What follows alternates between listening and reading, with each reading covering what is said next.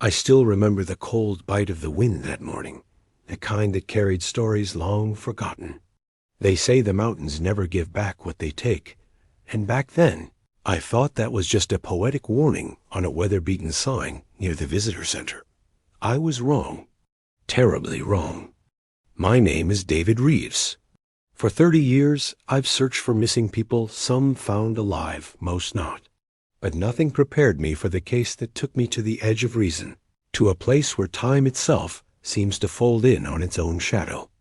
It all started with a letter, a real one-paper, not email. No return address, just typed words. If you ever want to know what really happened to your brother, follow the Eastridge Trail beyond mile marker 19. Come alone. My brother, Michael, vanished in those same mountains 22 years ago. His disappearance ended my career with the Ranger Service and began my spiral into what my ex-wife kindly called obsession. By dawn the next day, I was already climbing the old trailhead road, the forest silent except for the low hum of my truck engine.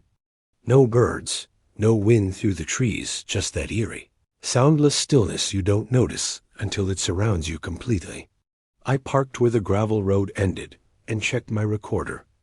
Habit. I always document my searches. Case file 72, I said into the mic. Subject, Michael Reeves. Date, September 28, 2025. Location, Eastridge National Forest.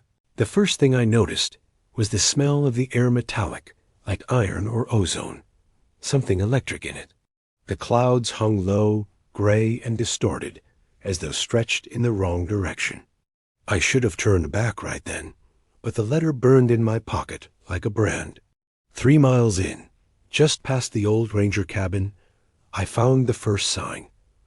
A torn piece of blue fabric snagged on a branch. My brother's favorite color. I felt my heart hammer in my throat. But when I reached out to take it, it crumbled into dust at my fingertips, as if it had been there 100 years.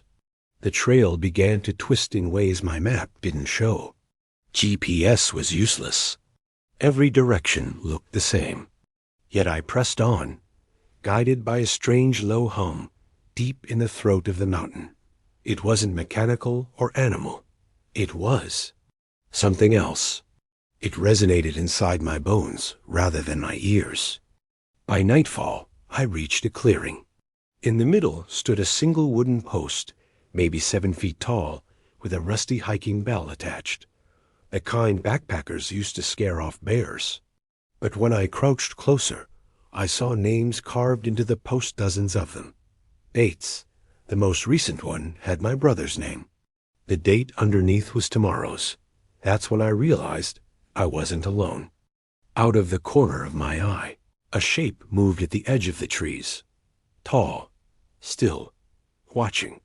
At first, I thought it was a trick of the fog, but then it stepped forward, just enough for me to see what shouldn't exist. It looked human, but its face was blurred, as though reality couldn't quite hold it together. I froze, clutching the hiking bell.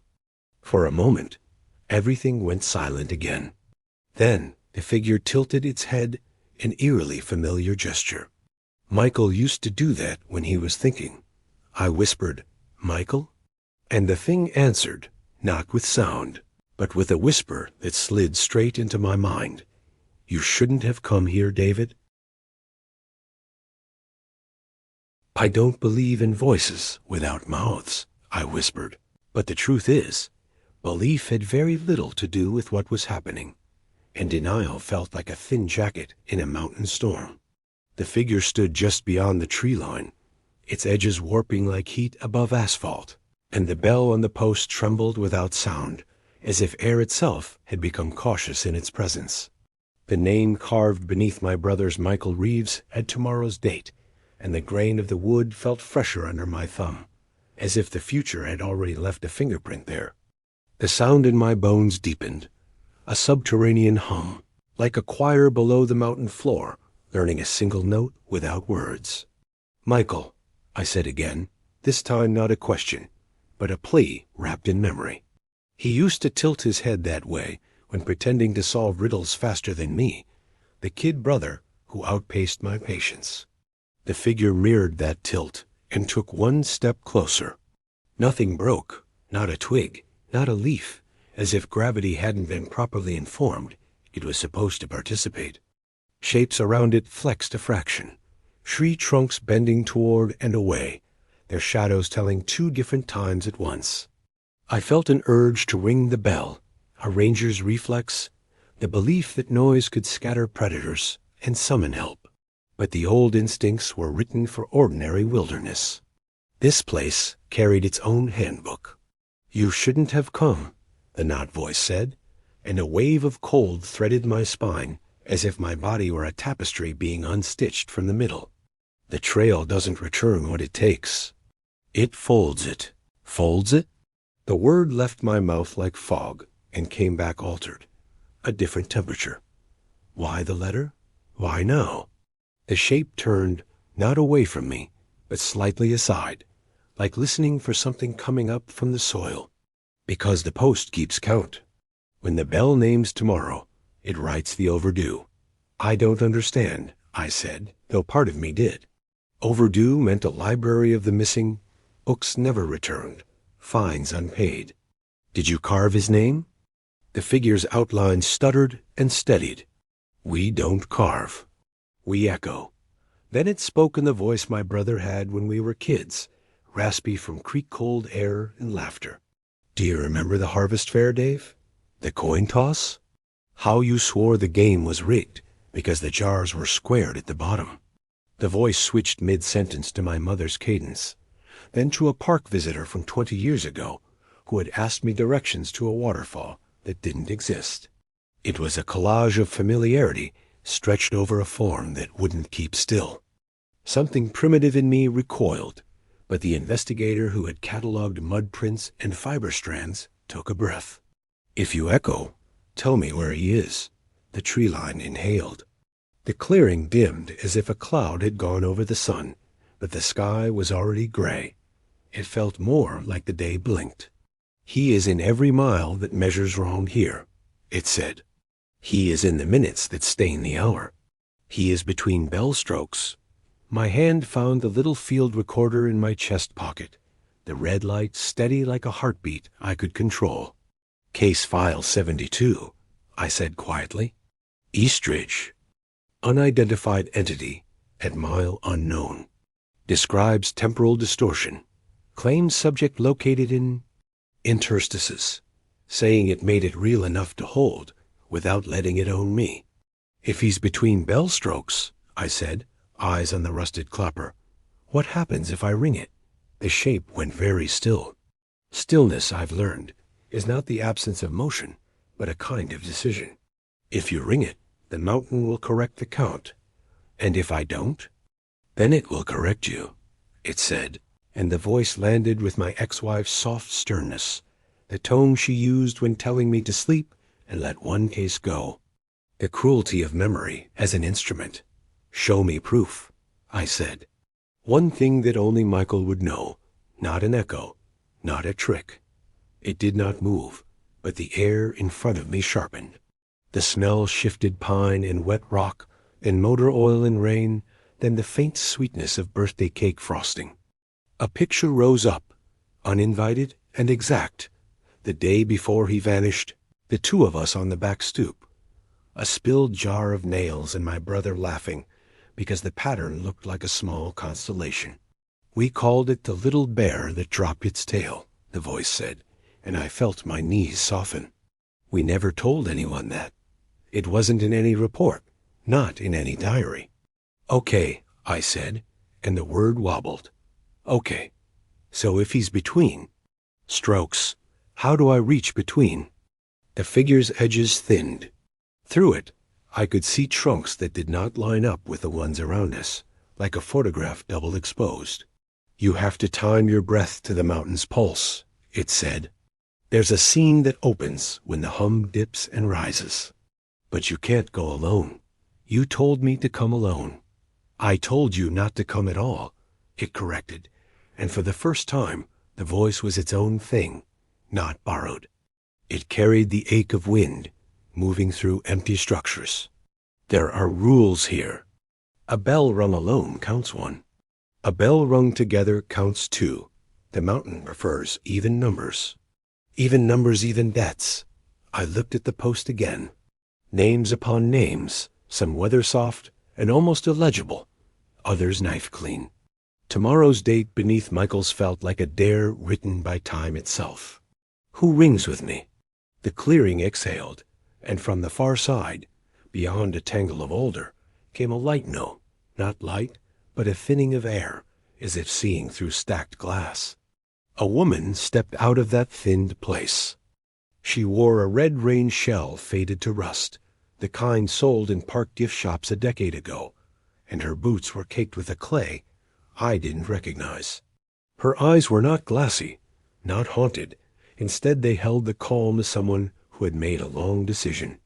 "You're David," she said, voice human and simple. I left the letter. "Who are you?" "June Adair," she said. "My husband disappeared up here in 2018.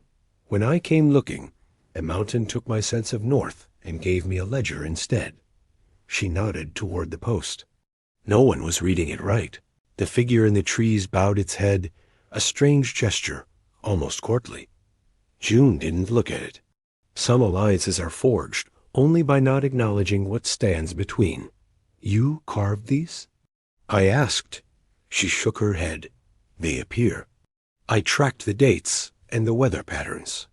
Every time the hum drops to a low, don't ask me how I know music I never learned. There's a window. You ring the bell then, and if you're in step, you can. Lean into tomorrow and pull someone back who's due. Her mouth tightened. You don't always get the one you came for. The mountain hummed like distant machinery that had learned to imitate geology. I remembered the way GPS had spun, the way my watch had slowed then leaped, and a thought clicked in like a gear find. Is that why some hikers are found miles off where they should be? Days later, with no memory? She nodded. They fall into a wrong minute and come out a mile over. The mountain corrects in strange currencies. My hand brushed the bell. The metal was cold and pitted, and in the tiny crater moons along its rim, moisture had gathered like held breath. "If we ring at the low E," I said, "we can make an even count. 2 rings, 2 returns." June hesitated. 2 rings, 2 crossings, she said. Sometimes the mountain trades. It prefers even numbers, but it loves balance more. Meaning? Meaning we might bring 2 back, and 2 might go. She glanced at the figure without seeing it. Or we might both go and bring no one back. The ledger keeps the arithmetic clean, not kind. The hum shifted down into a note I felt in my molars. June's eyes lifted. "That's the dip," she said. "You ready?" "No," I said, and lifted the clapper. "But I'm here." We counted under our breaths, a rhythm we didn't agree on, but somehow shared. At the trough of the sound, we swung. The bell did not clang. It breathed, a soft inward sound like an animal sleeping. The ground flexed under my boots, and the tree line brisk-walked a step closer without moving. My vision tunneled, then widened into a corridor where the world had edges like book pages fanned open. Between the first not clang and the second, there was a slit in the day. A seam like June promised, and through it I saw a trail I had hiked at 20, my brother ahead of me in a yellow windbreaker, laughing because a crow had stolen our sandwich. The air smelled not like now, but like a day misplaced, and the temperature had the particular warmth of a September that had not yet learned its lesson. "Michael!" I tried to push through, but something held my chest, not resistance, exactly more like etiquette. The figure's presence to my left pressed like a hand that didn't touch. "Between strokes," it said gently. "Not before." The hum rose. We swung the clapper. The second breath of the bell came like the first, quiet and world-sized. The slit widened just enough for the air to mingle. For a heartbeat, no. For the idea of a heartbeat 2 seasons shared alone. A form stumbled through, colliding with me. not Michael. A man about my age, beard matted, eyes like someone who had been keeping watch in the wrong year. He fell against the post and clutched it, sobbing once, a sound that seemed embarrassed to be itself. June caught his shoulder, as if she had rehearsed the angle in dreams. "Samuel," she said. "Sam." He blinked up at her with a long, confused love. "June? Your did we miss the ferry?" His voice belonged to a year that didn't know how many it had misplaced. She laughed and cried in one exhale, and for a moment the mountain's arithmetic didn't matter because the ledger had a face. But the seam hadn't closed. It pulsed, wanting symmetry. "Michael," I said into that ticking brightness, "I know you're there." The corridor rippled, and something like a shadow within a shadow stepped forward. Not the figure from the trees, but a man, human-shaped, moving with the weight of memories that had been stored in strange gravity. He wore no yellow windbreaker. He wore what he had always loved: layers, practical, a cap pulled low. His beard was gray at the corners, a detail that broke me. He looked older than the last time I saw him, not by 22 years, but by a handful of storms. "Dave," he said, and his mouth made the sound, not my head. My knees forgot their job. I stepped, and the seam shivered like a held breath, deciding whether to be released or swallowed. Behind me, the figure's presence gathered, a tide reversing. "Even numbers," it murmured. June's hand closed on my sleeve. "If he comes," she said softly, "something else will go." "Then let it be me," I said without thinking, the sentence choosing me rather than the other way around. The mountain liked balance? Fine. Balance had a name. My name. Michael shook his head, that old tilt, but slower, as if time had taught him the cost of quick decisions. "You were always the older brother," he said, a smile that hurt. "Always counting the tents, the matches, the minutes to sundown." He looked past me, and I knew he could see the thing I couldn't name. "But you can't inventory this place. Watch me," I said, and every childish argument we'd ever had lined up in the space between us like the nails we spilled on the stoop. "Come on." The hum climbed. The seam narrowed. June's fingers dug into my sleeve. A warning, an anchor, a plea. Sam whispered her name like it might seal a door. The bell, patient and ancient, waited for the next stroke that would not sound, but would decide. "Between strokes," the figure said again, and this time the voice was not a warning but a witness. We swung. The bell breathed. The world chose. The scene collapsed inward like a closing book, and in the muscle memory of its closing, something passed through into my arms with the full weight of a life that had kept moving without me. I staggered back, bracing us both against the post. The name carved there did not change. Dates did not rewrite. But the air did. It smelled like my brother's jacket after autumn rain, like cheap coffee burned at the ranger station, like a promise accidentally kept. Michael looked up at me, and for a fraction the mountain let us be only two men who had lost and then found. Then the ledger turned its page. June gasped. Sam's grip loosened. A pull like tide moved through the clearing, gentle and absolute. I felt it reach for me, then pass on, polite in its hunger, selecting something that completed its equation. The figure in the trees inclined its head, acknowledging a payment made not in sorrow, but in symmetry. The bell settled. The hum eased. The forest remembered small noises again, twig ticks, a distant owl reconsidering its schedule. June pressed her forehead to Sam's, counting his breaths as if confirming inventory in a good way. I held Michael and waited for the panic to arrive, but what came instead was the steadying terror of having solved only the first riddle. Because when I finally looked around, the clearing was not the clearing I had entered. The post was the same height, the bell the same pitted metal, the names the same sequence. But the trees beyond had different scars. The path I'd taken in was grown over by saplings that should have been 3 summers old, not the one afternoon I'd been here. The sky wore a different gray, and at the edge of the new tree line, something impossible gleamed, a grid of slender, dark pylons threaded with faint light, vanishing into the slope like a fence woven from midnight. Michael followed my gaze. They started building those after the second season, he said, as if remembering how to speak in a language that kept renovating itself. They call them anchors. Who's they? I asked, though the shape in the trees, the scene, the arithmetic, had already begun to define a pronoun no grammar had prepared me for. The ones that keep the mountain from finishing what it started, he said, or the ones helping it finish clean. Depends on who tells it. He looked at my recorder, still red-eyed and patient. You still documenting, big brother? Always, I said, the word sounding braver than it felt. Case file 72, I told the quiet machine.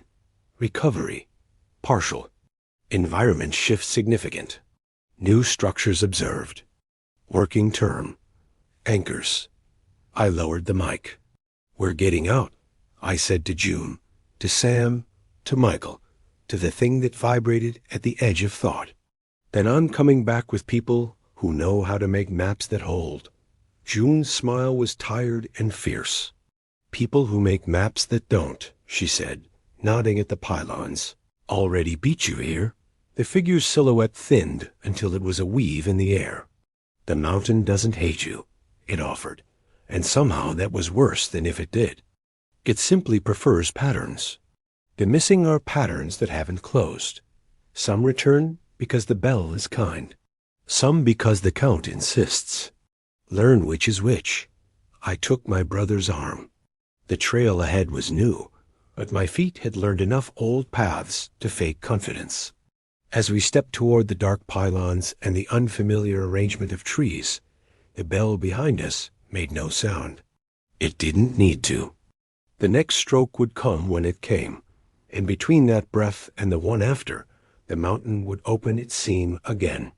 And somewhere in that seam, the rule we just obeyed would be rewritten with a finer pen.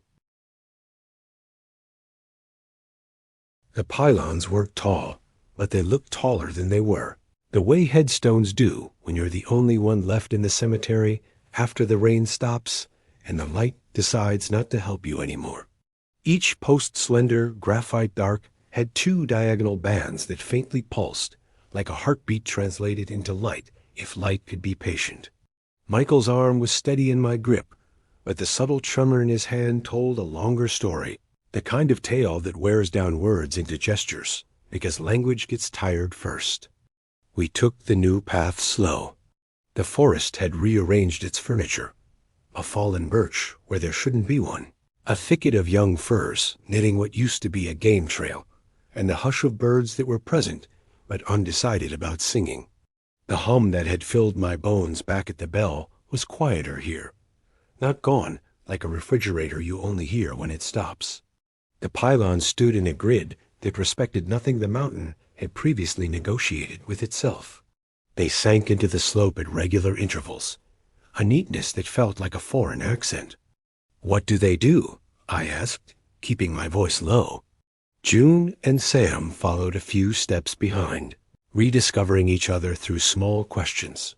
His favorite coffee, the boat he never finished, whether the old dog made it. The delicate mercy of ordinary. They mark edges, Michael said, where seams are likely to open, where the count misbehaves. He brushed the pylon with 2 fingers and drew back quickly. Warm. Warm from sunlight? He shook his head. Warm like a hand that just let go. We reached a junction that should have been a creek bed. My feet remembered stepping stones, the slick confidence of moss. Instead, a shallow trough cut the slope, dry as if someone had drained the thought of water and left the memory. A pylon at the near bank, linked once no, that wasn't right. It didn't blink. It corrected. The bands aligned themselves in a pattern that suggested reassurance, the way a nurse adjusts a blanket, and you realize your body had been braced against cold without admitting it. Who put them in? I asked. Rangers? Scientists? The same they you mentioned? Michael glanced at June. She answered. They call themselves surveyors, she said. Not government, not exactly private. A consortium. That word you only hear when money wants to sound responsible. They showed up about 2 years after the scenes got greedy. Hired locals with day wages and non-disclosure forms. Built quietly, like people who assume permission because no one told them no yet. What do they claim? That they're stabilizing, she said. Anchoring miscounts. Preventing overlaps. They like to say it in terms of safety and liability. But they also say, with different mouths, that patterns want finishing. They don't decide which. They just keep the frame steady while the picture decides itself. And people let them? My own voice annoyed me too official. The old ranger habit of wanting names and phone numbers and the comfort of forms. I wasn't wearing the badge anymore. The forest wasn't returning paperwork. June smiled without humor. People want their loved ones back. They'll sign for hope. They'll sign for order. They'll sign for the belief that someone knows what the mountain wants when it's clear the mountain doesn't explain itself. She touched Sam's shoulder as if to say she would sign it again. We stepped past the knot creek. The pylon's light adjusted to our movement like a lighthouse that knew its visitors by gait. The trail bent, and then the mountain offered a view, one of those unearned clearings where the ridge across shows its long ribs and the valley is a shallow bowl you suddenly realize you've been eating from all your life. Down there, where an old logging road should have been a gray stitch through green, a line of pylons made a subtle avenue, a glimmering drunkard's path that had learned sobriety. Show me where you were, I said to Michael. It came out more like a plea than a command, and maybe that's why he answered without flinching. Farther in, he said, beyond where the trail pretends to end. Past the weather station that thinks it's older than it is. He looked at me, measuring whether I was ready for what he would say next. There's a place we called the workshop. We? He nodded toward the trees, but I knew he meant something harder to look at. Not them, he said. People like me who fell between and decided not to be counted yet. You can live in the seams if you accept the rules and stop rewriting them. You can trade pieces of yourself for different kinds of time. It sounds like magic until your fingernails grow wrong and you forget how buses work. You lived there. I survived there, he said. Living implies an address. We walked until the pylons thinned. The hum rose without getting louder, which is a thing you understand if you've ever stood under power lines on a humid day and felt your fillings remember electricity. To our left, the ridge should have offered a spur trail. Instead, the forest leaned away, making a narrow corridor like someone had pushed a piano through the trees, and they hadn't yet sprung back. At the corridor's mouth, a sign, not a wooden one. A flexible panel on 2 short stakes, the kind placed at construction sites where the county wants you to know it is aware of itself. White letters. Site 14B Anchor Array Calibration Zone. Below, smaller. Do not enter during synchronization windows. By order of the survey. Obedient, these woods, Michael said, and I couldn't tell if he was mocking the sign or admiring the audacity of anyone who posted it. They give the illusion of permission and the discipline of a locked door. How often do the windows open? I asked. On schedules that make sense until they don't, June said. They publish them. Locals started mapping their grief to the tables. Brought flowers on Tuesdays. Fought on Thursdays.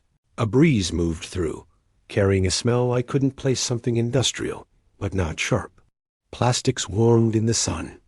New carpet. The scent of plans that haven't yet been broken by use. Sam stopped, breathing deeper, as if scent alone might orient a man who had been kept in a drawer of moments and finally taken out. We should keep moving, June said, practical again. Windows make people hungry. Hungry? I asked. For corrections, she said. We turned into the corridor. The trees were quiet but watchful. The ground had a faint grit, like fine glass, and the heels of my boots made a sound too crisp for dirt and too soft for gravel. Halfway down, a pylon had fallen at an angle and kept working, its band skewed like a picture frame hung by a romantic who insists it's the charm. Michael leaned and righted it with a practiced hand. "You said I couldn't inventory this place," I told him, trying for light, missing the tone. "But you're fixing shelves." "Because I left my brother on one," he said evenly, and the truth of it latched into my chest. Shame is a compass if you let it point you back where you left something worth the trouble. The corridor ended at another clearing, smaller than the bells, bounded by rock that rose in blunt brows. In the center stood a tripod metal, matte black, businesslike. Surveyors use them to hold instruments that measure what honest eyes can't. On this one sat a device the size of a toolbox with a panel that faced east. The panel held a grid of small, pale squares that hummed in sympathetic resonance with the mountain's deeper tone. Michael approached with a caution I recognized from childhood around our father's tools. "Don't touch the panel," he said. "You'll see something you can't keep, and then you'll try to spend the rest of your life buying it back. What does it show?" "Not what?" he said softly. "When?" He crouched, studying the tripod's legs. "They move these between arrays. Calibrate to the anchors. They think they're guiding the mountain into safer rituals." He looked up at me. "Have you ever tried to teach a river to keep office hours?" "You can dam a river," I said. "You can," he agreed, "until it remembers it has a spine." June walked the perimeter, counting without numbers, lips moving in a rhythm that felt like prayer and math and grief braided. Sam stood very still and closed his eyes, as if aligning something inside with a tune only he could hear. The device's squares brightened in a sequence that did not repeat, like a melody that insisted on being new with each bar. "Who leads the survey?" I asked. "Give me a name." Michael considered. "Dr. Hal Rowan," he said finally. "At least that's the name posted at the temporary office." They moved like a shell game. "Calm man. Smart in a way that makes you forget to check where cleverness becomes appetite." "Wears 2 watches." "2? One sets local time," June said from the rock. "One sets their time." "Their time?" "The surveys," she said. "They keep a clock that's too accurate for this place, which means it's wrong by being right." I felt a familiar itch at the back of my neck, the one that meant the case had crossed the line from puzzle to problem. Patterns I could learn. People running patterns for reasons? That was where hearts broke and money smiled. "We need to talk to Rowan," I said. "You will," Michael said. "He prefers to meet those who make the bell breathe. He collects us the way a storm collects leaves." "You've met him," I said. "He offered a choice," Michael said. "Chart the workshop for him. Count the seams. Track the trades." He said trades as if the mountain ran a market. If I helped, he would put my name on the post in a way that made the dates stop laughing at me. "And you said no." "I said not yet," he said. "I said I wanted to see if my brother would come ring the bell." He said that was an old-fashioned hope, and that old-fashioned hopes make the best test cases. The device on the tripod clicked, a small, polite sound like a teaspoon laid on a saucer. The grid of squares arranged themselves briefly into an arrow pointing down valley. Even if I didn't trust the survey, I trusted a sign when it presented itself with that much composure. "Office?" I asked. "Office," June said. We followed the arrow, threading the pylons until the forest learned how to be a road. It didn't become pavement. That would have been absurd even for a mountain having an identity crisis. But the ground dimmed the way places do when trucks visit repeatedly. We passed a stand of aspens that had painted themselves with scars, white bark tattooed by elk nibble and initials that meant nothing to me, but everything to someone for a year or a lifetime. Civilization announced itself, not with buildings, but with trash and energy drink can crushed wrong, a length of flagging tape caught in a bush. Then the trailers appeared, as inevitable as a claim. 3 of them, neutral gray, square-shouldered, linked by a walkway that tried to look untemporary. A logo too tasteful to be ashamed decorated the nearest panel, Survey. Below it, smaller, Alpine Pattern Stabilization Initiative. The letters had the confidence of money that thinks it's a science.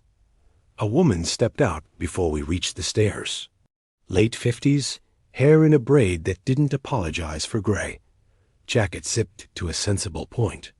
She had the posture of someone who'd done wilderness before there were apps for it, and the smile of someone who knows the value of not smiling too soon. "David Reeves," she said, cheerfully enough to disarm, but not enough to forget she wanted something. "I'm Mara Collier, Operations." She glanced at Michael, her eyes calibrating around him like instruments that had found true north, and then decided to keep looking. "And Michael, good to see you upright." He nodded, polite as a man to a neighbor at a mailbox. "Mara, you brought friends," she said, acknowledging June and Sam with a small, genuine inclination of the head. "Welcome back, Mr. Adair. We're glad to see you." "Ms. Adair, we're? Well, we're glad the bell was kind in your direction this time." June's mouth firmed. "The bell wasn't kind. We were even." Mara accepted the correction, the way good bureaucrats accept public comment written down somewhere you won't get to see. "Dr. Rowan would love a word," she said to me. "He's been revising schedules since the hum dipped earlier than the table suggested. He suspects the bell is listening to a different conductor today." "Good," I said. "I have questions." "Of course." She stepped aside. "He has answers." "Answers," Michael murmured, "not to me."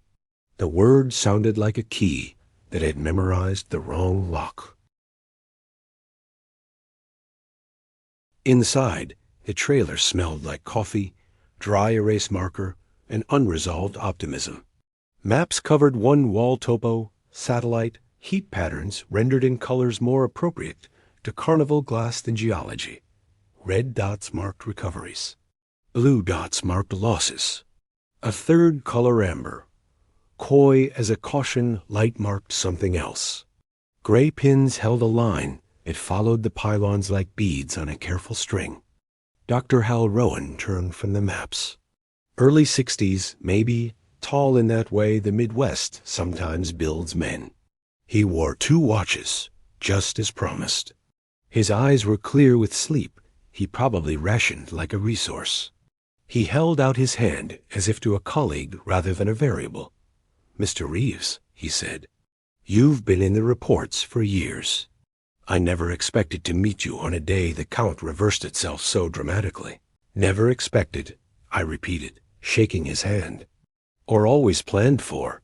He smiled, not smug, pleased that the conversation would be worth his time. "You're good," he said. "I like good. It saves us both hours." "Save me days," I said. "Start with this. What are the anchors really doing?" "Giving the mountain a metronome," he said. "Patterns behave better with a beat." "And the bell?" "A drum," he said. "Ancient and very local. It reminds the mountain there's an audience." "An audience." He looked past me at Michael with a fondness that didn't belong to affection. "Witnesses matter," he said. "Systems perform when watched. The bell makes the watching official." "Official to whom?" June asked. "To the count," he said simply. "We measure reality into compliance all the time. Calendars, clocks, zoning maps. You've just met a place that negotiated back." "People," I said, stepping closer to the map. "Let's talk about people. You keep a ledger too." "We keep records," he said. "Language matters. Your amber dots," I pointed. "What are those?" "Equivalences," he said. "Trades," Michael said softly. Rowan didn't deny it. "Sometimes the mountain returns one, not because we ask, but because something of equal narrative weight crosses over. Stories insist on balance. We prefer to see it before it happens, so we can. Cushion outcomes." "Cushion," June said. "You're putting pillows under a guillotine." "A poetic image," he said, unbothered. We've also built lifeboats. He gestured toward the anchors. Those arrays reduce bleed. They keep scenes from widening into swallows. They reduce the statistical likelihood that an entire search party vanishes when they should only lose a dog. Should? I said sharply. He met my eyes without flinching. We're assigning shoulds to chaos, Mr. Reeves. We do it carefully. You can critique the ethics of taxonomy later. Right now, you need to decide whether you're going to work with us or continue improvising rituals at a bell that owes you nothing. The room held its breath. The mountain, in its larger lung, did not. What do you want me to do? I asked. Keep doing what you're good at, he said, but with instruments that can hear more than your bones. Wear our sensors when you go back in. Share your notes. Let us time the bell. In exchange, we put you at the front of our windows. We align the metronome to your pulse when it matters. You want to tune the mountain to my breath, I said. When it suits both parties, he said. And if we can keep even numbers, even without trades that hurt people you love, we will. I looked at Michael. He had drifted toward a photograph pinned among the maps. A black and white print of the clearing with the bell, taken by the look of the shadows in the 1960s. The post was younger there. The names fewer, the bell shinier, as if rust had seasons too. In the background, barely visible, a shape that might have been a man and might have been the way film misremembers light. What happens if I say no? I asked. Rowan considered me like a chessboard. No one had explained, but he'd been winning on for years. Then you and your brother will find your own way out, he said pleasantly. And you'll come back anyway, because that's the gravity of unanswered questions. And when you do, you'll ring at the wrong moment, and the mountain will collect on a debt it thinks you wrote in your sleep. He wasn't threatening. He was forecasting. It felt worse. Terms, I said. If I say yes, you carry a set of anchors, he said. Portable. You wear a harness that hears windows before your ears do. You let us know when you feel the seam shift. You don't ring without a second. You don't bargain without inventory. And when you meet the workshop, when, not if. My stomach made the kind of knot sailors respect. You don't promise them a map you can't deliver. What do they want? I asked. Quiet, he said, and for quiet to be a choice. The anchors intrude. The bell intrudes. We intrude. They would prefer a mountain that forgets it has an audience. And you? I asked. What do you prefer? He looked at the two watches, as if consulting a pair of opinions that never agreed. Patterns that finish, he said. Stories that close their loops. Some of those stories are people. He glanced at Sam and June, let the sentence land where it was headed. We're not villains, Mr. Reeves. We just don't pretend we're not writing. Silence, then. Not the wilderness kind, the bureaucratic kind, where the next sentence changes budgets and lives. Michael broke it. We'll work with you, he said. I turned. We will? He met my eyes, and I saw the seam years in his face. How decisions had been rationed where he'd been. How he'd learned the cost of being the only one in a room who remembers a particular afternoon. For now, he said, we'll take their tools and keep our rules. We'll ring even. We'll count better than they do. Rowan nodded as if a bet he'd laid politely had paid. Mara will fit you, he said. Windows open again at 1742. Anchors recalibrate at 1610. If your pulse agrees with the mountains by then, we'll attempt a controlled request. A request, I said. A name, he said. You have more on that post than your brother. He was right. Too many names on too many posts over too many years. Not all mine, not all my fault, but enough that if you piled them, you'd build a tower high enough to see the storm that made them. Okay, I said. We'll try it your way. Mara returned with a harness that looked half climbing gear, half medical device. Straps crossed my chest and back, settling with the weight of responsibility disguised as nylon. A small unit sat against the sternum, cool and humming. It listens, Mara said. To the hum, to you, to the anchors. Red means the mountain is ignoring us. Amber means it's considering. Green means someone's listening. What color means run? I asked. She smiled, a quick acknowledgement of a joke that wasn't one. When it goes silent. She fitted Michael too. His fingers buckled straps without asking for help. June declined. I've done my ring, she said softly, eyes on Sam. Today I make tea. Wise, Mara said. The mountain doesn't love collectors. What does it love? I asked. Closure, Rowan said behind her. But it will settle for symmetry. We stepped back into the afternoon that might not have been ours. The anchors ticked in their light, quiet way. Clouds had organized themselves into fleets. The harness against my chest warmed, then cooled, as if acknowledging me. Michael adjusted his, shrugged once, the same way he used to before a long hike, the gesture that told me he was excited and trying not to be. You ready? I asked. No, he said, with an echo of my earlier honesty. But I'm here. We took the path toward the bell, because even with new roads and pylons and men with 2 watches, the mountain's rituals began there. The harness hummed to a color. I didn't know how to see it, and I realized a truth that would shape the hours to come. This place didn't just fold time. It taught you to count differently.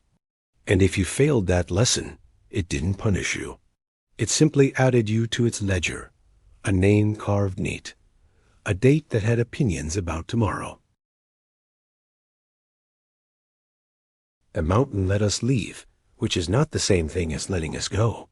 On the way down, the anchors blinked their polite approvals, and the harness on my chest settled into a quiet that wasn't peace so much as truce. June walked with Mr. March, who narrated the texture of pebbles as if reviewing a restaurant, and Sam carried the kettle like a relic, promising tea as soon as human hands could make water honest again. Michael moved beside me with a gait that had relearned gravity. Every few dozen steps, he glanced back, not afraid the forest would follow, but checking the arithmetic of distance, the way a man checks a sleeping child's breath. At the trailhead, the visitor lot looked like a postcard from before. 2 SUVs sunning themselves, a pickup with a dog-nose print museum on the back window, and a park bulletin board pinned with warnings about lightning, bears, and hubris. Someone had added a handwritten note. No drones near arrays. Violators will be corrected.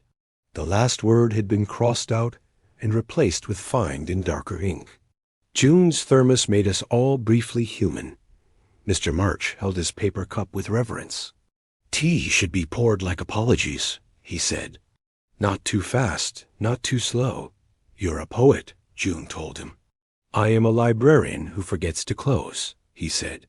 Poetry is what happens when hours refuse to be obedient. Mara took a call and drifted toward the pylons, speaking in the tone of a person negotiating with weather as if it were respectable. Rowan stood near the bulletin board, studying the public face of the place he managed like a confession. Curated, incomplete, technically true. You'll get your debrief, he said as I approached. But first, a courtesy. If you plan to say no to future coordination, tell me here.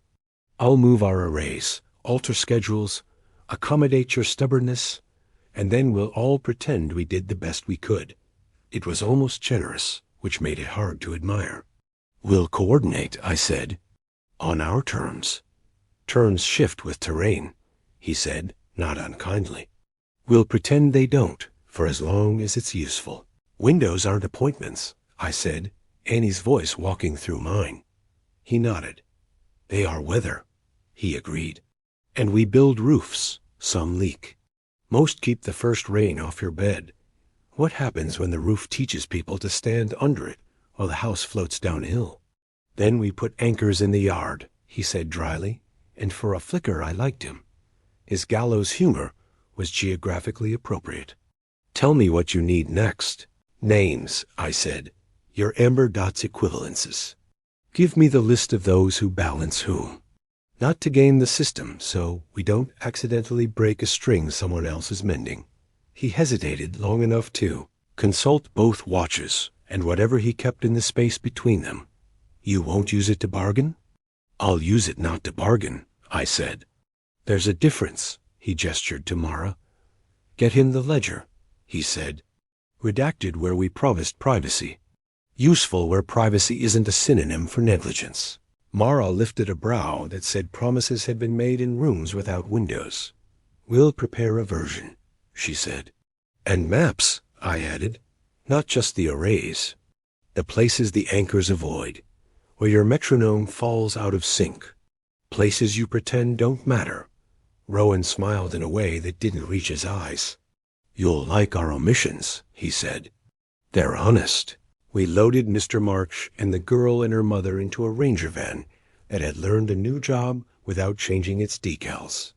As they pulled away, he tapped the glass, raised his paper cup in a toast, and mouthed something that looked like count better. It might have been bless you. It might have been both. We slept that night in the low town where mountains learned to be streets.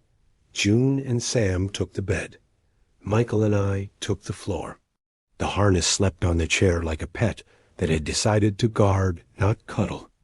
At 3 a.m., I woke to the quiet panic that visits men who think they can out-organize grief. Michael was awake too. He lay on his back, eyes on the ceiling, counting something I couldn't see. You left coffee every morning, I said into the dark. He huffed a laugh. Some mornings I drank it. Some mornings it evaporated into a theory of why that felt like an option. Annie? I asked. She taught us to inventory without promising outcomes, he said. You write what you have. You don't speculate what you want. You don't put desires on a shelf and call them supplies. Good rule, I said. It keeps you from stealing from tomorrow to pay today, he said, and sleep finally found him on the back half of the sentence. Morning brought schedules, Rowans, printed and laminated. The mountains, unprinted and uninterested in lamination. And ours, scribbled in a notebook that still smelled like hardware store. The plan we pretended was firm. Hike at noon, calibrate at the clearing, attempt a pull at 1742 if the hum met us halfway. Between, find the workshop without announcing ourselves like tourists at a funeral. Mara fitted fresh batteries to the harness. It listens better when you've eaten, she said, like a mother and a field tech. Keep your blood sugar from negotiating on your behalf. Do you ever ring? I asked. She looked past me toward the mountain. Once, she said. We brought back a pair who'd been in the same hour for 8 years. He cried like thunder. She didn't cry at all. She just asked if we had somewhere she could sit where the light didn't flicker. I think about that when men like Rowan ask me to add columns. And Rowan? Does he ring? He knocks, she said. It's not the same. We left the pavement. The forest received us like a hotel that had learned your preferences. The pylons blinked with faint intuition. Birds tried a chorus. Got the beat wrong. Gave up. We passed a sign survey personnel only, written in the font of authority that assumes compliance out of typographic grace. Michael stepped over the imagined line. June stayed behind with Sam, promising soup and scents when we got back or when we didn't. We took the long way to the workshop because the direct path felt like showing up to a back door with cameras. The harness shifted from cool to warm at odd intervals, as if listening to conversations in rooms we weren't invited to. Michael led us to a slope where the trees were older in a way you could taste bark with history, roots with opinions. He knelt, brushed aside leaf litter, and revealed a pattern of stones no bigger than coins set into the earth in a spiral the size of a tire. Knotwork, he said. Surface version. They do this where seams buck like bad horses. What does it do? Reminds a place of the shape you want it to keep, he said. Then hopes. Hope isn't a plan, he added, quoting Annie, but a place to put your feet while you make one. We moved inward through a geography that had learned to double expose itself. Trails overlapped with ghosts of trails. Light repeated itself in small syndromes, flicker, longer pause, as if the day were practicing. The harness went amber and stayed there. My teeth ached with a hum. I was starting to associate with decisions I hadn't made yet. The workshop announced itself with absence, the way an amphitheater announces itself in a forest where trees decide not to grow in a circle for reasons that outlast builders. Ropes hung between poles set into rock, not random grids and diagonals and curves a sailor would admire. Beads and washers and keys dangled at intervals, small weights telling big stories. Chalk lines crossed stone where granite had allowed itself to be a blackboard. A kettle sat on a low ring of rocks, a small civilizational insistence. A dozen people moved in the space without colliding, as if choreographed by need. Some carried more years than their faces confessed. Some carried fewer. A man stitched a tear in a backpack with the focus of a surgeon. A woman in a baseball cap bent beads onto a cord in a sequence that made tone out of color. Annie stood at the center, her chain coiled at her wrist, issuing instructions like suggestions that had already been agreed to. She saw us. Her expression didn't change. The rooms did. The hum eased a notch, like an animal accepting an old noise. "You found the long door," she said. "We left breadcrumbs," Michael said, and I realized he meant sounds, not bread small taps on bark, rhythm handed off from tree to tree like gossip. Annie nodded at my harness. "Your clock club will want a receipt," she said. "They'll settle for a story with timestamps," I said. "Everything important has a timestamp," she said. "Even lies." Rowan would have started with questions. I started with the coffee I'd carried, because manners are bridges you can build without permits. I set the thermos near the kettle. "We brought this," I said. "Then you're welcome," she replied, not as a reward, as a rule. We sat on flat rocks that had been seats for longer than we'd needed them. The workshop smelled like rope and chalk and boiled water, and the human insistence that small comforts matter. The ropes between poles hummed faintly. The weights clicked in breezes that didn't belong to weather. Patterns moved through the air, like music that hadn't been formalized yet. "What do you need from us?" I asked, skipping past. "What is this?" "Because you don't ask a cathedral to define church on your first visit." Annie perched on a box. "Respect," she said. "Boundaries. Your anchors keep seams from chewing through camp. Fine. Keep them out where your trucks can still find them. Don't bring your metronomes into our breathing space. We make our own timing here.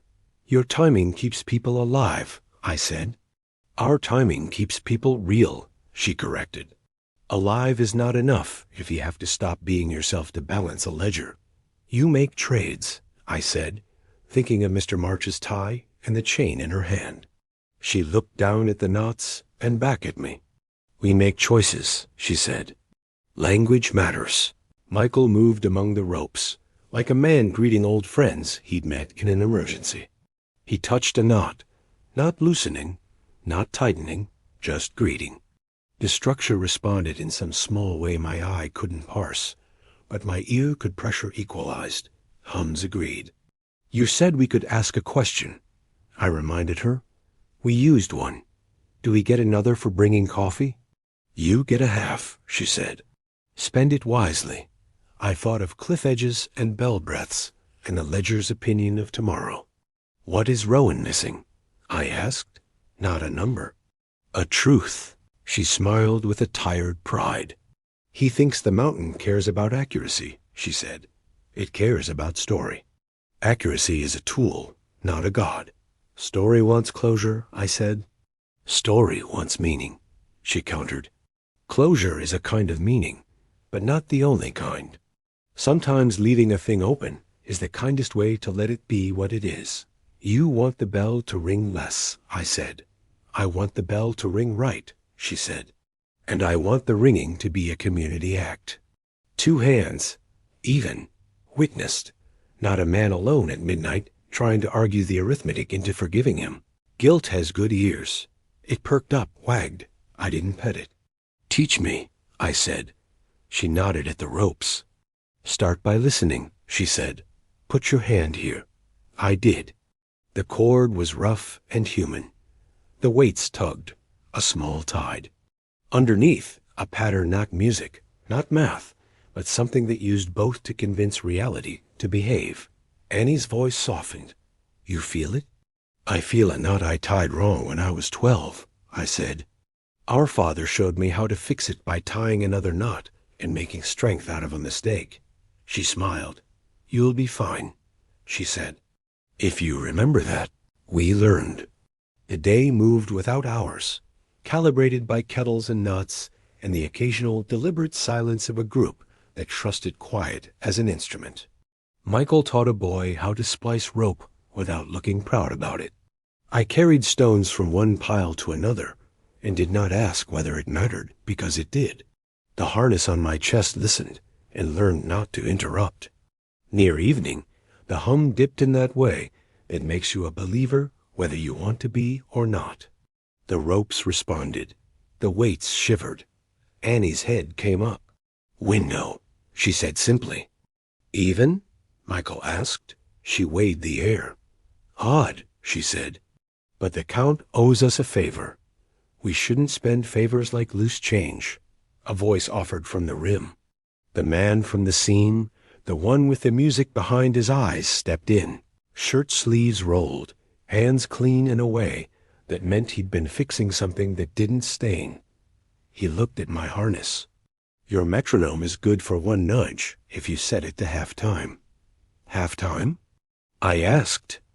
He reached, didn't touch, showed me with his fingers what the device would feel if he was the sort of man who touched strangers' chests. Breathe on the second beat, he said.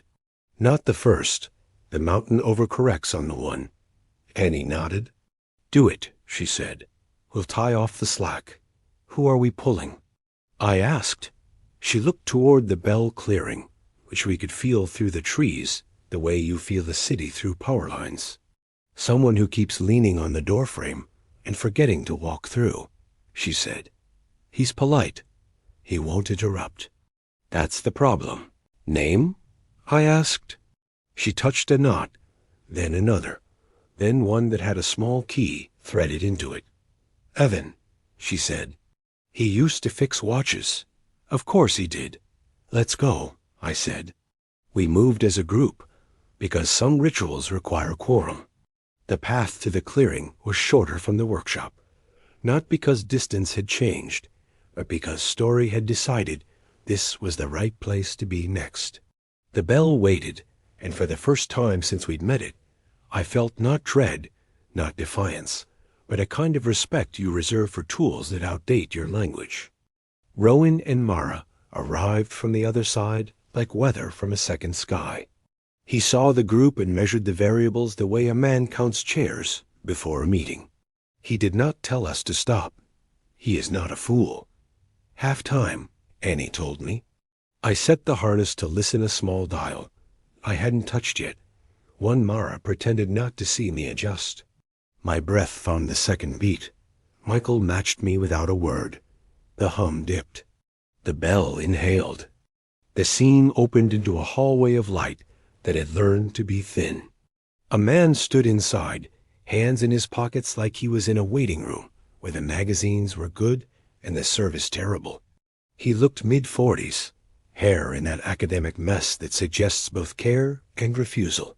He smiled when he saw Annie, relief rippling through him like a secret finally allowed to be public. Evan, she said, and the word made a shape in the air that fit him. Apologies, he said, and meant them to the element of the universe most likely to forgive. I kept thinking I shouldn't cut the line. Politeness is not a sacrament, she said. It's a spice. He laughed. It sounded like a watch with a cracked crystal still keeping time. He stepped forward, then stopped, hands in pockets. Not fear, calculation. Odd window, he said. Evened by favors, she replied. He glanced at Rowan, at the anchors, at my harness. His smile dimmed a click. You brought clocks. he said. We brought witnesses, I said. Those are clocks with mouths, he said gently, and stepped through. For a fraction, the ledger hesitated like a clerk deciding whether to honor store credit. Then it stamped the form. Evan landed on our side with a small, precise exhale. He smelled like oil and paper, and a workshop where small things mattered. The scene did not demand a pair. The favor spent matched the count. Even numbers, even debts. Rowan couldn't help his nature. Mr. Dyer, he said, already knowing the name. We've been counting me, Evan said, without rancor. That's what you do. He looked at the bell, then at the post. He did not touch the names. That's what it does.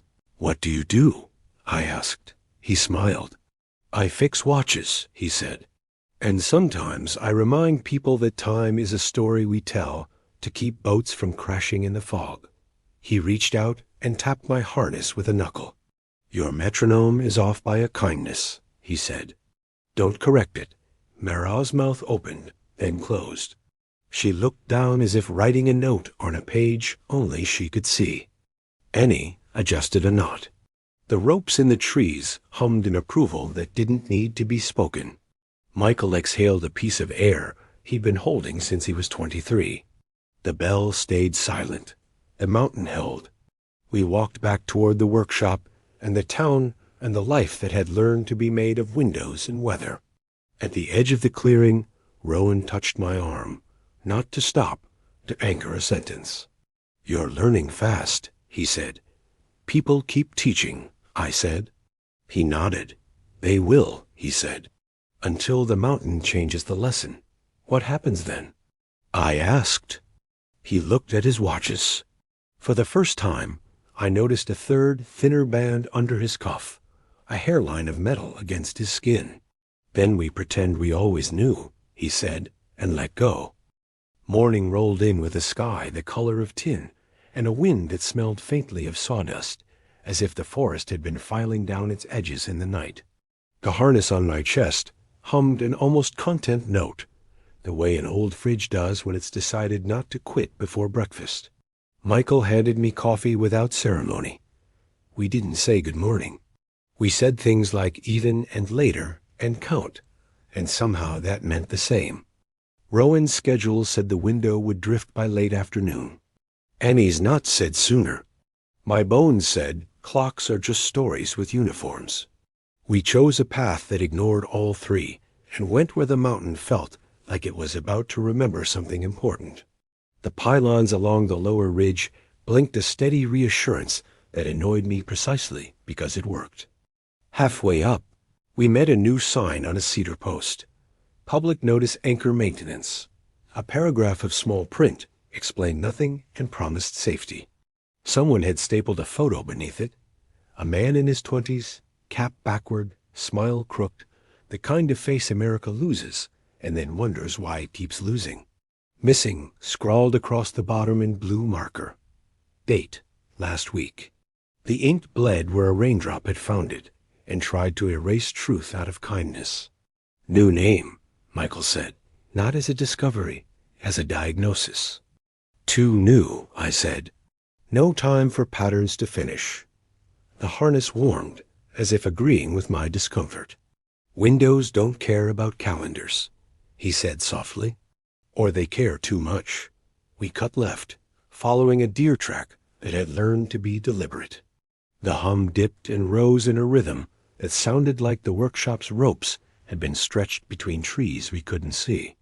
Annie materialized from the understory like a sensible ghost, hair in a knot, chain coiled at her wrist. You felt it, she said, no preamble. We did, I said. And we saw the notice. Her mouth tightened. They've started posting missing flyers at their anchor sites, she said, to make their work look like it belongs to the right story. Does it? I asked. Sometimes, she admitted. Most stories touch somewhere. That doesn't mean they're the same tale. Who's the kid? Michael asked. Name's Tyler Cruz, she said. Trail runner. He follows lines other people haven't drawn yet. The scenes love that. Is he in the workshop? I asked. Not yet, she said. He's in the habit of apologizing to trees when he brushes them. The mountain's still deciding if that's a ticket. We reached a notch where the ridge sagged like a tired shoulder. The air cooled, not by degrees, by opinion. Beyond it, the bell clearing waited, but something had moved into the space 2 tripods. Survey equipment aimed at the post, like cameras at a podium. Cables snaked to a box labeled Array Sync Do Not Power Cycle. The bell itself wore a loop of orange flagging, like a leash no one would admit to tying. Rowan stood with a hard hat he didn't need and a clipboard he did. Mara was already 2 steps ahead of his caution, seeing what would go wrong and writing apologies for it. When he saw Annie, he didn't flinch. We're calibrating to a drift, he said by way of hello.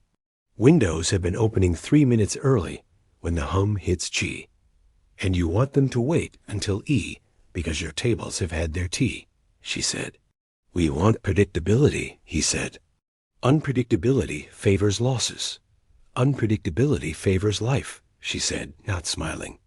Predictability favors ledgers. He glanced at me, an appeal to reason, his or mine. If we can get the bell to line up with the anchors, if we can give it a beat, will stop double counting on odd days. The bell isn't a metronome, Annie said. It's a witness. You keep trying to turn it into a drummer. He set the clipboard down, the way a man puts the chess clock aside to talk about why the game matters. Last night, 3 hikers vanished at 1-4B, he said. We got 1 back on the repeat, but 2 are still on the wrong side of the seam. I'm not asking the bell to keep time, because I like rhythms. I'm asking because I lost a kid and a grandmother who were only ever going to share a trail once. Silence lifted its head. Even the harness paused. Annie's chain moved. A single knot tightened, a small grief made useful. Names? She asked. Derek Huang, he said, 17. Grandma, Lila Huang, 68. The third, Cleo Arnett, 28, came through on the double dip. Dislocated shoulder, a story about seeing snow when it was 72 degrees. Annie looked away toward the trees where stories keep their own time. We'll work it, she said. But you don't wrap a leash on a witness. Take off the flagging. It reads as arrogance. He flicked the orange loop off the bell himself and stuffed it in his pocket. Fair, he said. We set up the ritual with more hands than the first time, because stakes had shifted from personal to plural. June arrived with Sam and Mr. March. Nobody had told them to stay back, and if someone had, they wouldn't have. Evan stood with his hands out, palms down, as if smoothing a tablecloth no one else could see. The girl in the red hoodie, whose name I learned was Sadie, held her mother's hand and watched with the open attention of kids who understand when adults are doing church without saying church. Rowan glanced at my harness. Let me tune to you, he said. Halftime like last night? We'll ride the dip. Annie nodded once. Don't chase it, she warned. Invite it. Mara counted down from a silence that understood math. The hum dipped. We swung. The seam opened and brought winter with its sharp air, bright and thin. The clearing inside held snow that didn't know what month it was. A young man stumbled into view, hoodie sleeves pulled over knuckles, nose red, eyes wide with the calculation of teenagers who don't want to be children or soldiers and have to pick one for a minute. Derek, Annie said low. He looked at her, at us, at the bell, and at something past us with relief that broke me. Grandma? He said. Working on it, I said, because hope is honest, or it isn't anything. Come through first. He hesitated.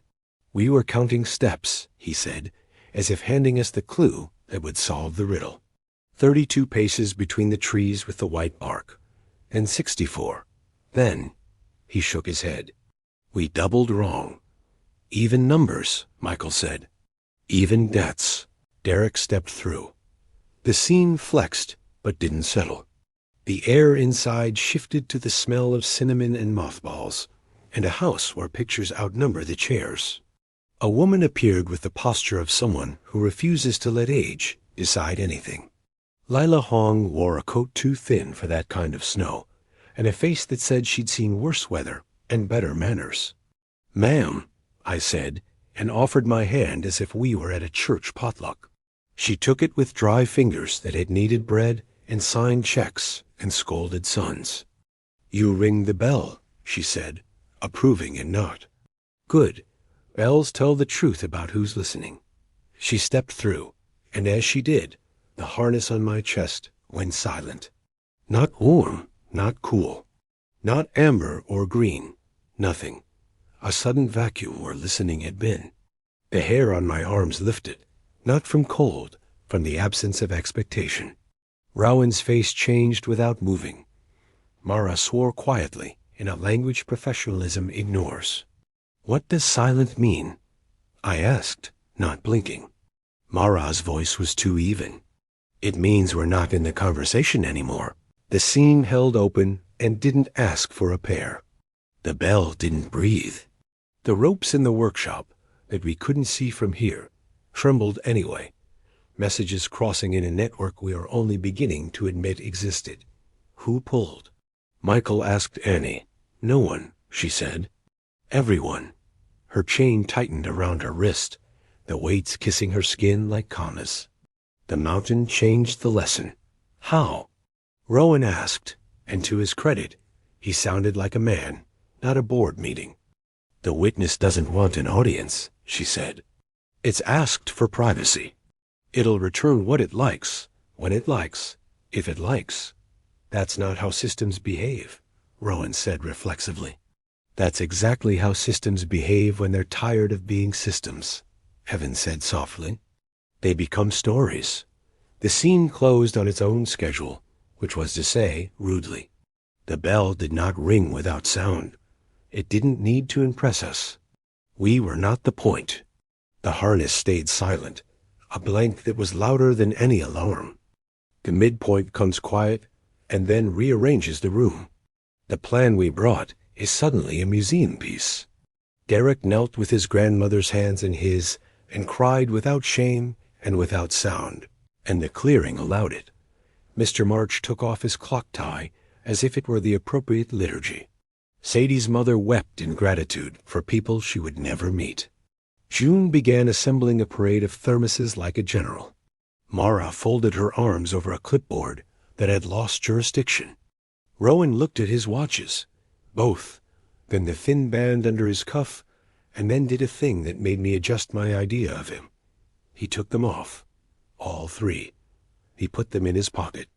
"New plan," he said. "No plan." Annie exhaled in a way that wasn't a laugh. "Good start," she said. "What does silent do to our windows?" I asked Mara. "It makes them doors without knobs," she said. "We can knock. It will decide." "Decide based on what?" I asked. "Story." Annie and Evan said together. "And stories want meaning," I said, finishing the lesson. "Not accuracy." Rowan nodded once, as if formally inducting himself into a religion he didn't believe in, but refused to insult. "Then we make meaning," he said, "with rules that won't be laws, with tools that won't be leashes." "Start by taking down the tripods," Annie said. "They're rude." He gestured to his crew. The tripods went. The orange flagging was already in his pocket. Mara unplugged the array sink and closed the box like a coffin. The harness stayed silent until we stepped out of the clearing. At the edge of the trees, it shivered back to life with a single cool pulse, like a friend who squeezes your hand to say, "I'm still here, and I wasn't invited either." On the way down, we didn't talk much. Michael walked with Derek and Lila, asking small questions. What did the snow smell like? Did the birds in there have bad timing? Did she still make the almond cookies? June and Sam went ahead to prep a staging area that would look like hospitality rather than triage. Annie fell in beside me. "You feel it?" she asked. "What?" I said, though I knew. "The clock you carry that isn't on your wrist," she said. It wants to set the beat again. It wants to help, I said. It wants to be necessary, she said. Be careful with wanting.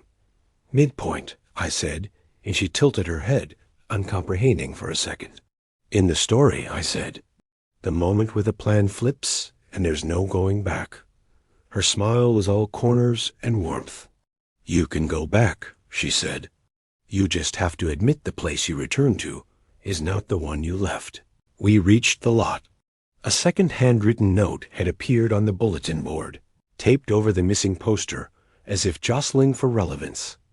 Windows are weather. Don't sue the rain. In smaller letters underneath, someone had added, Bring a friend. Mr. March read it out loud and nodded, satisfied. Finally, he said, a policy I can endorse. Rowan joined us, hands empty.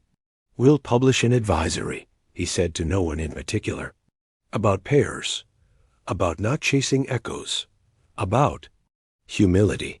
Use smaller words, June said. The mountain prefers them. He smiled, tired and real. We will, he said. And we'll stop calling what we don't understand an error. What will you call it?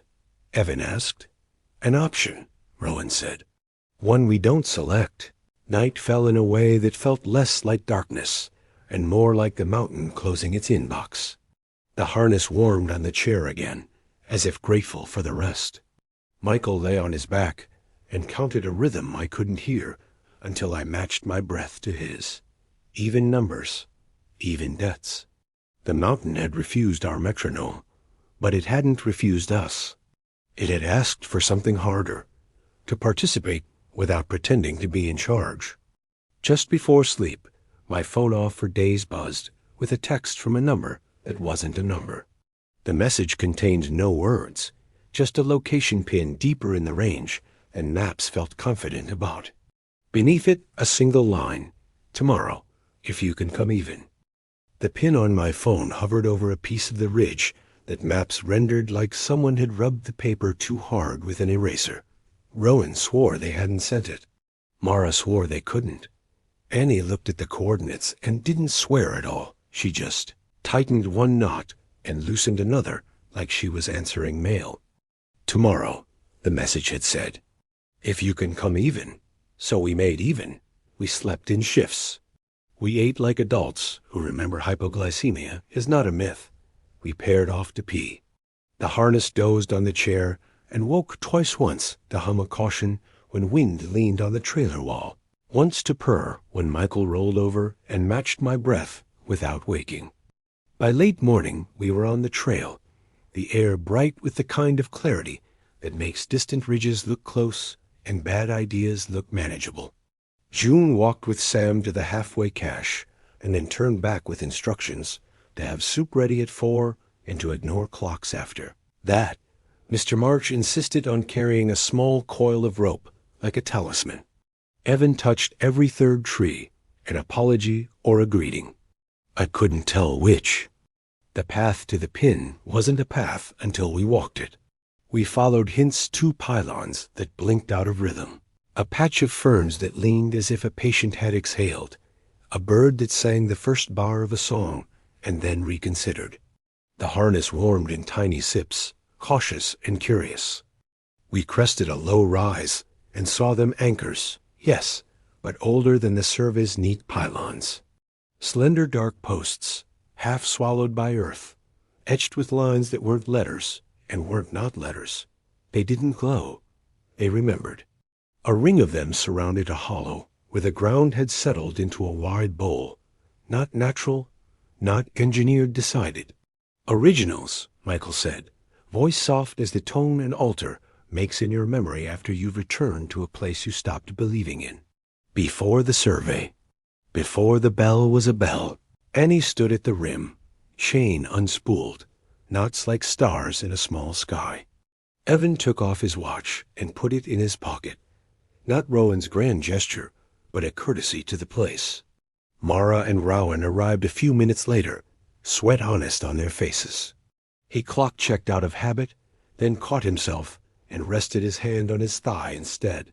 You got the pin too? I asked. No, he said, We got a gap, a subtraction in the hum. Holes in data are invitations if you don't pretend they're mistakes.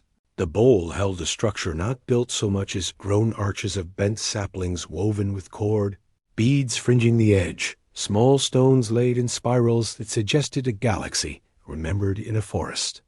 In the center, a post not wood, not metal, something in between rose waist-high, its top polished by hands that had expected to meet. Around it, the ground bore scuff marks in pairs, like two people had stood there often and learned to shift weight together. "Come even," Annie said, reading the place like a note you write yourself and leave on the fridge. 2 at a time. No witnesses closer than the old ring. No clocks. Rowan stopped at the ring like he'd run into an invisible courtesy. Mara, too. Mr. March sat on a rock and folded his tie into his pocket like he was handing in a library card. Sadie off to the side with her mother, who had insisted on coming this far and no farther, counted the old anchors under her breath and landed on 12 with satisfaction. 12 is a number that doesn't embarrass itself. Who pairs? I asked. Annie didn't answer. The post did. Not with light or sound with certainty. A pressure, not weight. Instruction settled on my shoulders and on Michael's. Us, he said, and for once I didn't argue with the story's handwriting.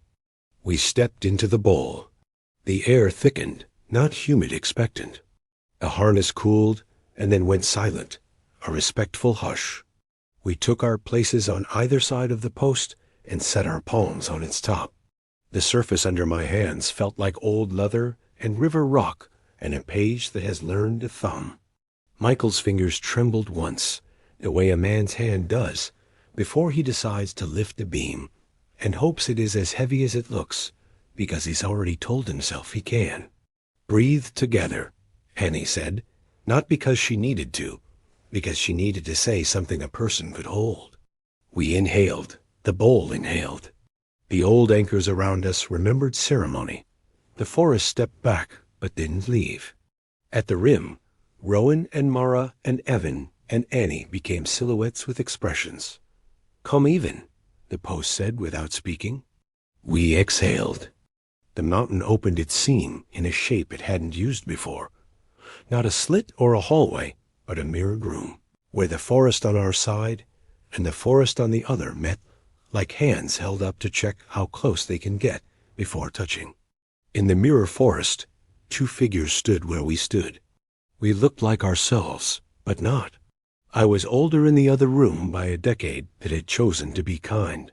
Michael was younger by a year that had chosen to be cruel and then apologized. Do we step? Michael asked, the question a hiss behind his teeth. Not yet, I said, because for once, waiting felt like the brave act. In the mirror, my other self leaned in, as if to hear a confession he already knew. His hands on the post were the hands of a man who had learned to stop asking forgiveness from furniture. He mouthed a sentence. I knew the shape. Let me. Even, the post reminded. Not pleading, accounting. Annie's chain ticked, a small decision. Ask, she said. What closes the workshop? I had asked before. This question was smaller and heavier. What closes this? Truth, Annie said simply. Said out loud, with two witnesses and no clocks. What truth?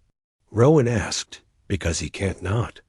The one that makes you want to leave, and the one that makes you want to stay, she said. Said together so they can hear each other, and negotiate like neighbors. Michael's fingers tightened. He looked at me, at the post, at the mirror where a younger him was maybe deciding to keep a promise he had no business keeping. I wanted to stay, he said, voice steady enough to carry without breaking. It was easier than admitting I wasn't the kind of man who leaves a trail and gets found without help. I wanted to leave, I said, as steadily, because leaving meant I could pretend I wasn't responsible for not finding you. We said them at the same time without rehearsal. The bowl listened. The mirror wavered and then held, as if the truths had agreed to share a room. Again, Annie said. The smaller truths Michael swallowed. I liked the workshop, he said. Someone always needed something I could fix, and they didn't ask me for stories about why I hadn't come home yet. I nodded. I liked the survey, I said.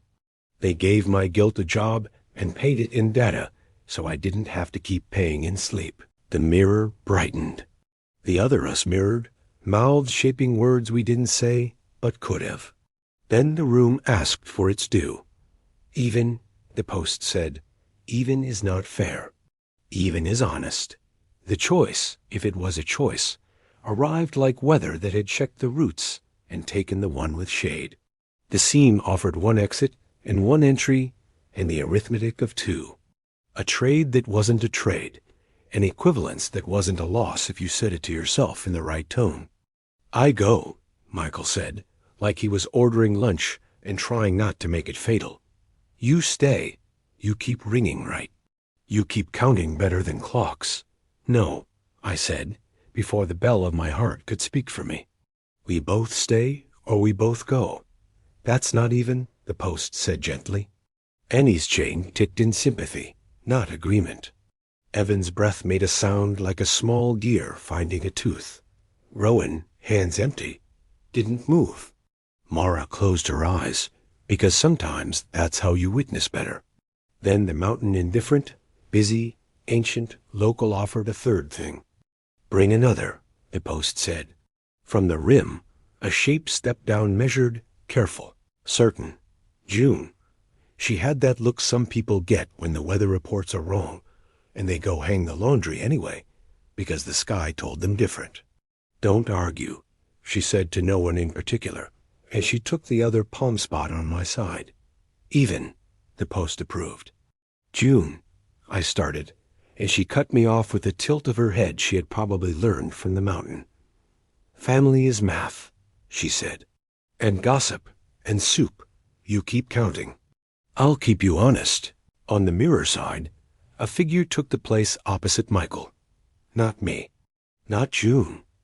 A woman I didn't know, hair braided, eyes steady. Annie inhaled sharply. Recognition, history. Ruth, she whispered.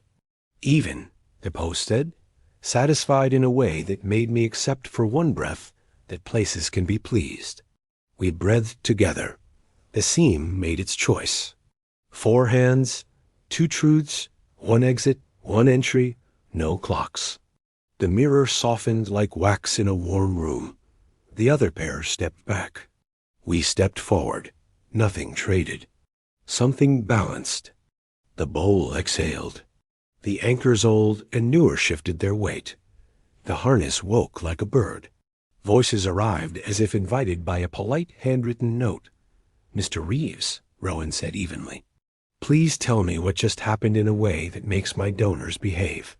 Community, I said. We replaced leverage with community. Annie laughed, tired and delighted. Put that on your brochure, she told him. He nodded once, serious. I might, he said. We climbed out of the bowl. June squeezed my hand once, hard enough to reset something inside me that had been blinking for years. Michael stood with Annie, and the woman Ruth talking in the low register of people who have consonants in common from a life that isn't on maps.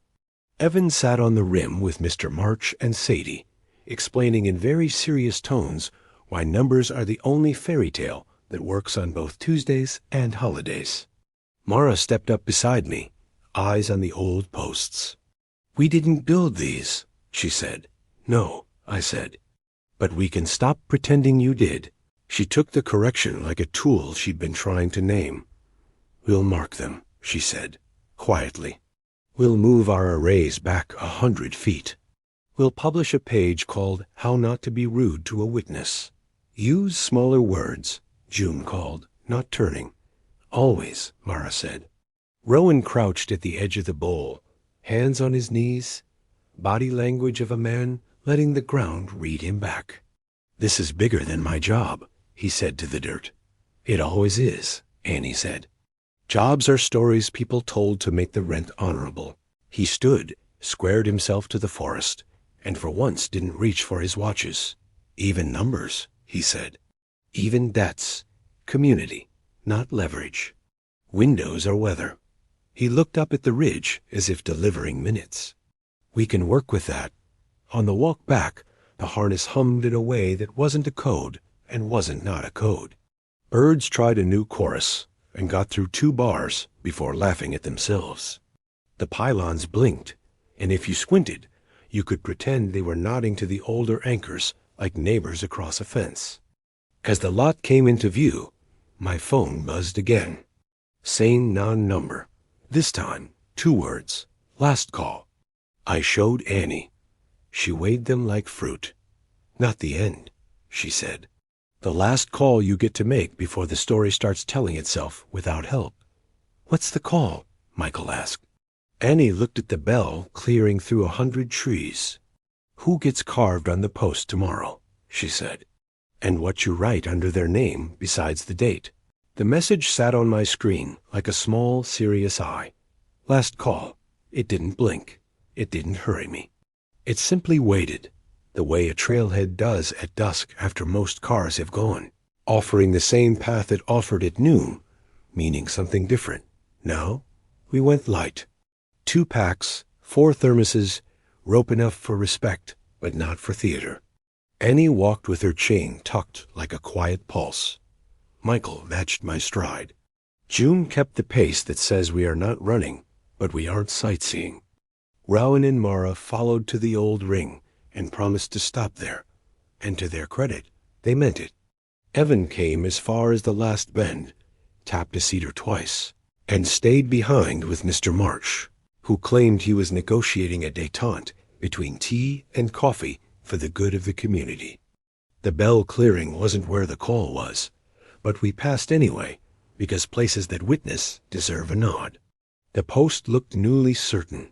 The names did not rearrange to comfort us. The air had that metallic taste again, not threat precision. Somewhere far below, water moved through stone, convinced it had invented gravity. Beyond the clearing, the path narrowed into a seam of its own, fern tips kissing our knees, light coming down green and slow. The harness on my chest warmed once, then cooled, then did nothing at all, which by now meant your breath is the tool that counts. At a stand of hemlocks, the trail stopped pretending to be a trail. We stepped through the careful gap the day offered. The bowl waited. Not the first one, the older one, the decided one, ringed by the original anchors that didn't glow so much as remember you out loud. The post in the center were no marks of ownership. Its top was the same polished, thumbed-over surface. The scuffs around it had multiplied. Pairs, even paired absences, where boots had not stood and nonetheless left a shape you could read if you stared at enough dirt on your knees. Last call, Annie said softly, like the end of an honest party. Not the ending, just the last time this place asks before it decides. For who? Michael asked. For a story, she said. They all are. At the rim, Rowan stopped without needing to be told. Mara's hands were in her pockets, so she wouldn't try to neaten anything that wasn't messy, just alive. June squeezed my hand, the exact pressure she uses at red lights when a driver beside us is impatient, half affection, half reminder. We stepped down into the bowl, 2 at a time, even. Michael and I took our places on the post. The air thickened without tempers. The old anchors around us lifted their attention like deer. What truth? Annie had said, the one that makes you want to leave, and the one that makes you want to stay. We had told those, and the bowl had adjusted its furniture. Now it wanted the conclusion that wasn't an ending, the line at the bottom of a ledger that doesn't resolve numbers, only behavior. I spoke first because I'd spent years mistaking urgency for leadership. I don't want the mountain to be a machine, I said. I want it to be a place that forgives, and I know that asking for forgiveness is another kind of leverage if you try to make it policy. Michael's voice met mine like a harmony he'd practiced in long hallways. I don't want to be the man who only exists in a scene because the rules there are gentler with my failures, he said. I want to be found on ordinary ground and not make that ground pay for it. Even, the post murmured in the way a ledger hums when two columns finally agree, not in numbers, but in intention. The seam didn't open as a door. It unfurled like a page. On it, not a corridor, not winter, not a room that mirrored us, just paths. A braid of them, 3 strands that had learned to want each other. The survey's neat line, the workshop's rope traced in air, and the bell's footpath worn by pairs. Where the 3 crossed, the page brightened the way an idea does when generations agree for once. A man stood at the far edge of that braid. He was my age, if my age had spent more time smiling in the sun. Trail runner's calves, cap backward. The kind of face America loses, and then tells itself a story about responsibility and choices, because admitting the landscape participates is harder and truer. Tyler Cruz lifted a hand, not waving, asking, "Come even," the post said. "I'll go," Michael said, without drama. "I'll go with you," I answered, because some habits are good ones. Annie's chain ticked a single, approving note. June didn't protest. She shifted her stance, the way someone braces a ladder that leans on a good wall. The harness on my chest didn't so much as sigh. The mountain was letting us try without promising to catch. We stepped. The page's braid held. The old anchors didn't glow. They attended. The air beyond wasn't colder or warmer. It was reciprocal. Tyler's eyes found mine and made the brief calculation men make when they've been alone too long and suddenly aren't. He nodded once in a language that says, "No speeches, please." "Tyler," I said, and his name was a tool. "Walk with us. Don't match, pair." He understood. He didn't try to copy our steps. He listened to the beat and added his. Even, not identical. That was the mistake. Matching is an audition. Pairing is a promise. We reached him at the place where the survey's line would have insisted on precision, and the workshop's rope would have insisted on grace. The bell's path insisted on 2. We took his wrists, not tight. He took ours, not desperate. We turned, the 3 of us learning how to be 4, because June's steady was with us, even when she stayed put. The braid brightened under our feet. The page did the thing paper does when you know what you're writing, and your pen agrees. The bowl received us without correcting. Tyler stepped onto dirt and almost fell from surprise at the friction of a world that sticks. Michael steadied him. I put a thermos in his hand. He drank. He cried with the dry face of a runner who knows crying is also hydration and lets it be both. At the rim, Rowan exhaled half a career and the first day of a new one. Mara made a note, then put the notebook away and shook Tyler's shoulder like a sister. Annie smiled with corners and weather. Evan felt the old posts the way a watchmaker feels a spring that has finally stopped lying. "Last call?" I asked the post, because sometimes you thank a place by admitting you heard it. "Last reminder," it corrected gently, "that you don't owe a story an ending. You owe it company." We climbed out. The bowl didn't deflate without us. It kept its shape because places like that are not balloons. They're habits. The original anchors didn't ask for anything but a fair exchange of attention. The forest leaned back in, satisfied the meeting had not been minutes and had not been wasted. On the walk down, Tyler told us about the hour he'd been in for what felt like days. How the light didn't move, but the shadows learned polite new positions. How he apologized to saplings, and felt the apologies stick because the trees they were neither offended nor amused. They were tired of being asked to judge. How a girl's voice, Sadie, probably, in that way, sound travels and disobeys geography, had reached him once like a string thrown into a pool.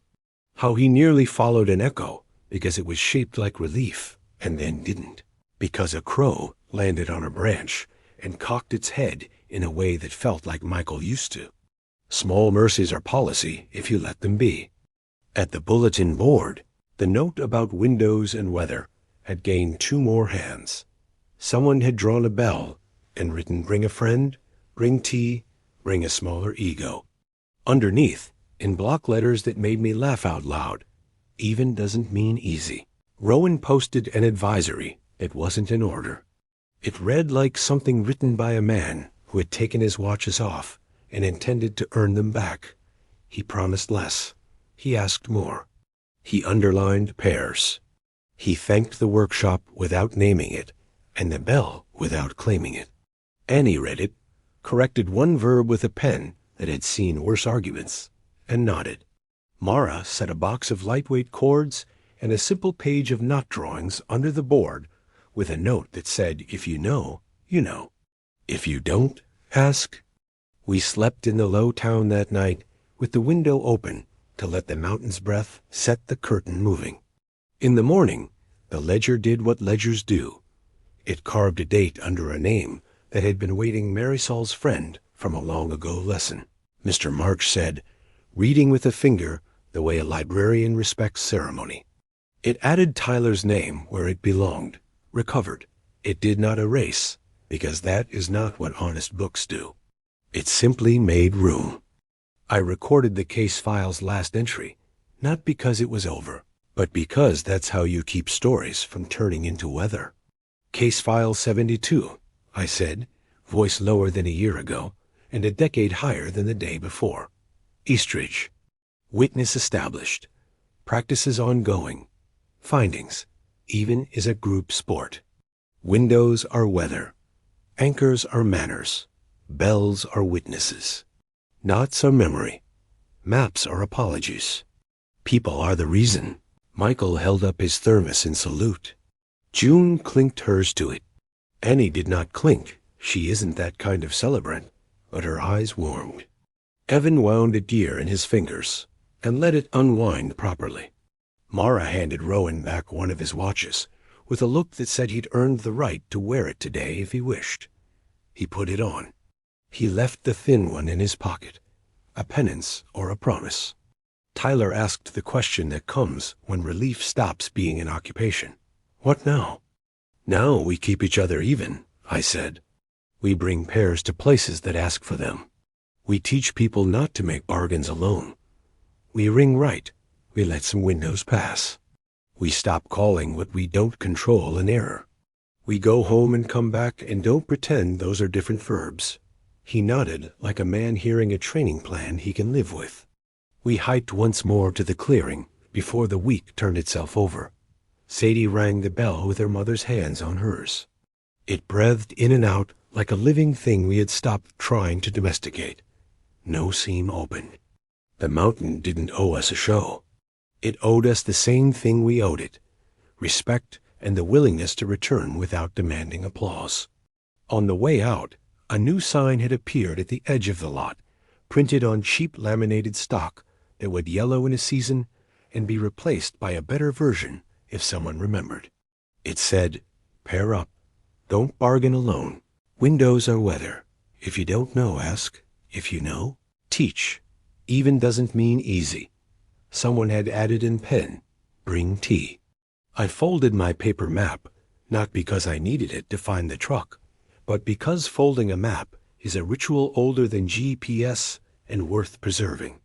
Michael tucked his hand into my elbow, a brother's ease learned again. June took my other side, because she knows better than I do which way a man leans when he's tired and satisfied. The mountain exhaled behind us, and the forest didn't keep us. It didn't have to.